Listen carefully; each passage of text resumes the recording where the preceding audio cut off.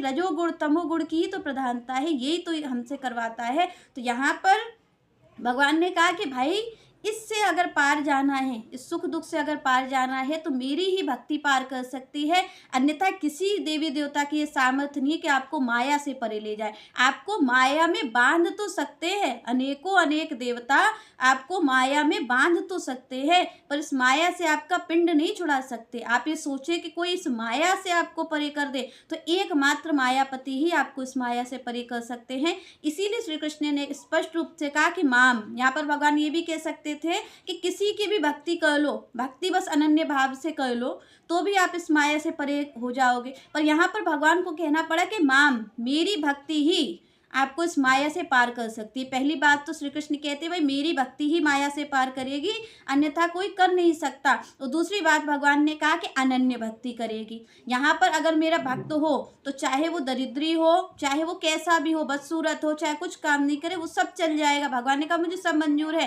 क्यों? क्योंकि यहाँ पर आप देखिए सुदामा जी कैसे हैं। सुदामा जी दरिद्री ही तो हैं। सुदामा जी के पास कहाँ संपत्ति है, उनके पास तो खाने के लिए भी नहीं है। और तो और श्री कृष्ण को जब वो देने के लिए गए हैं तब भी उनको उधार लेकर के देने पड़े थे वो चावल। तो यहाँ पर आप और हम देखें कि भगवान दरिद्री को भी एक्सेप्ट कर रहे हैं।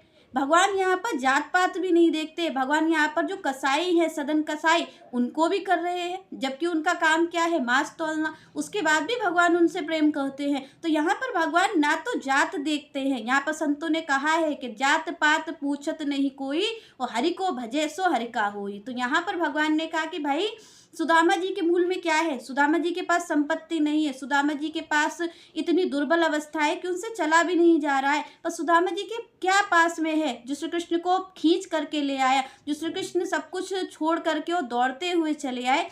क्या है सुदामा जी के पास? सुदामा जी के पास वो अनन्य भक्ति है, सुदामा जी के पास वो अनन्य प्रेम है जो श्री कृष्ण को खींच लाया। तो यहाँ पर श्री कृष्ण ने कहा कि भाई ऐसी ऐसी भक्ति, यहाँ पर कहा है संतों ने भी कि मन क्रम वचन तुम्हारी आशा, ऐसी भक्ति करे रह दासा। तो यहाँ पर भगवान ने कहा कि भाई मन से और तन से और वचन से, उसके चाहे मन हो, चाहे कर्म हो, चाहे वचन हो, भगवान ने कहा मैं ही हूँ, उसके मन में भी स्थित मैं ही रहूँ भक्त के, उसके कर्म में भी। कर्म में भगवान ने क्यों कहा?